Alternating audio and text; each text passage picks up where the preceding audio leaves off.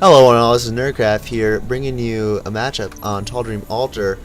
This is all just kind of an experimental game for me, as well as a somewhat of an experimental cast. I am going to call this episode 4 of the Bronze League, because this kind of game, I assure you, you will only find in the Bronze League. So yes, again, I am playing Protoss here, as always, because Protoss is just awesome. From a planet called Ire. They have no mouths, and they are able to psionically communicate with each other. The Protoss, as my opponent here, Spartan AA, insert 300 joke here. I am not going to do that. I am better than that.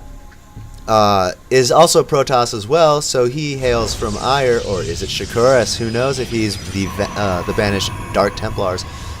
I doubt it.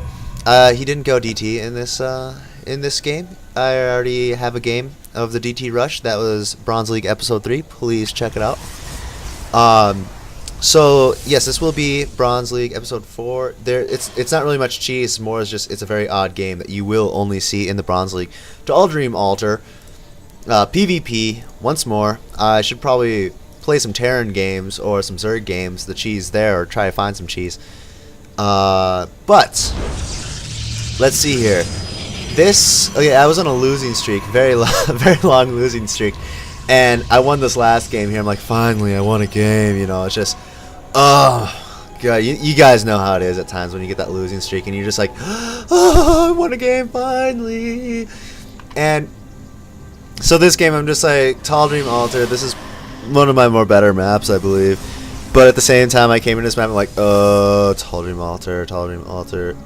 Because I was going, I've been heavily going 3-gate Expo, and experimenting with the 2-gate Robo against Terran, and now I'm just like, every like fiber in my being shouts, quick expand, come on, you got take the macro, you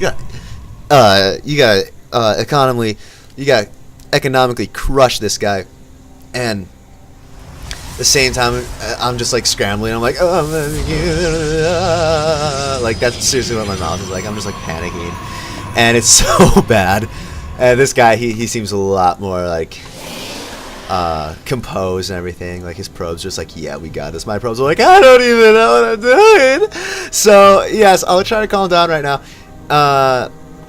I'm trying my best right now to just like figure out what I'm doing. All I know is like, okay, gateway, cybernetic score, let's do this. And scouting, of course, is out. It's like, oh, I'm gonna get you. This probe's like, I don't want you to get me. And this probe's like, oh, don't worry, guys, I got this. Check this out. Oh man, I just missed that. So I decided to go 1-gate Nexus after like ferociously debating with myself. So I was like, you know, it's tal'darim Altar.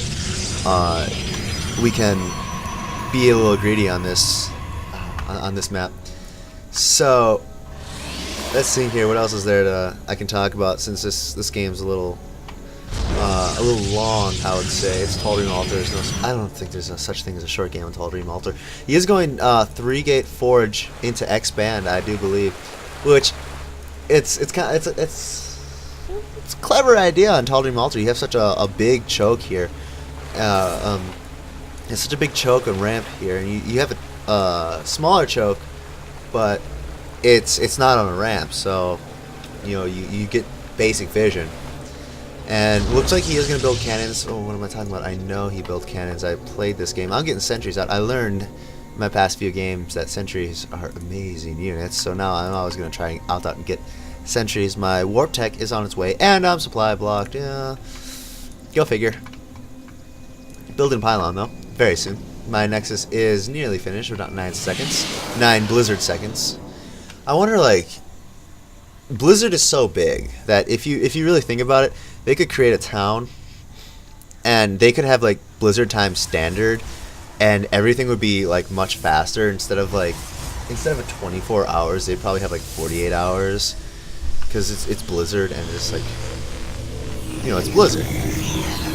So anyway, my warp tech has finished. I just am trying to get in some units now because I feel I'm behind, which I'm actually not. I'm pretty far ahead. I think that's my harvester. I'm 5 harvesters ahead, so soaring economically wise. I do have this second expansion. But yeah, anyway, about Blizzard, I think like they could Like, they could actually make their own army and take over the state of California and then call it Blizzard Standard Time, the BST. Although it'd probably be on Korean time, and it would always be like ×2 faster. I'm really off on a tangent, aren't I? Let's get back to production tab and see what's coming up. Robo facility coming up for me. He's got level 1 weapons upgrade, which is a very smart idea. I'd like to say this right now. His robo is up faster. Like, see, as my robo facilities being made, his robo bay is being made. If you're in mirror matchups like PvP, TVT, ZVZ, always try and get upgrades faster as you can, especially in PvP. I feel that so if you're not going to 4-gate and your opponent's 4-gating you, if you have like that just upgrade advantage, like that level 1 weapons upgrade, excuse me, you'll have an advantage. Like if you have sentries and a good amount of stalkers. So okay, I'm not saying this well. Let's say you're 4-gated while you go 3-gate Expo. Let's say it's Metalopolis. Good example. If you have good amount of sentries as well as a level 1 weapon upgrade, I mean, sure, that'll cost you like the same amount as a Zealot. Speaking of which, I just warped in 3. Mineral wise, speaking of which, I'm actually bringing in a warp prism. So mineral wise, it'll cost you about as much as a Zealot, and Vespian, it costs you about as much as a sentry. And if you can just get a good count of sentries as well as some Zealots to tank the damage, I don't recommend actually against a 4-gate too heavy amount of Zealots. I'm rambling on, I know.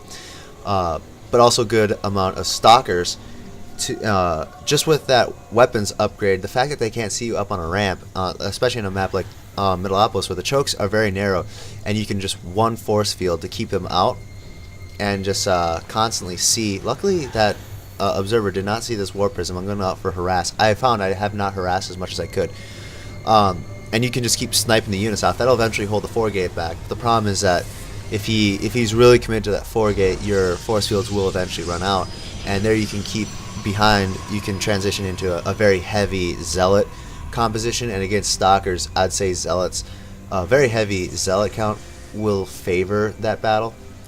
So back to the task at hand. I'm 11 supply up. Interested to see here, 34 harvesters to 22 control. I will see the economic difference. Now let's go back to production, and my warp prism is coming back. I would consider this somewhat of a timing push because I built 2 more gates, so I'm up to 5-gate 1 robo here, and I'm just going to come back here. His army is moving out. Oh, this is delicious. And he has extended thermal lance coming up all the way, and my warp prism coming all the way into the back here, and I'm going to bring it in, and I'm going to warp in 5 more. I'll have 9 Zealots here.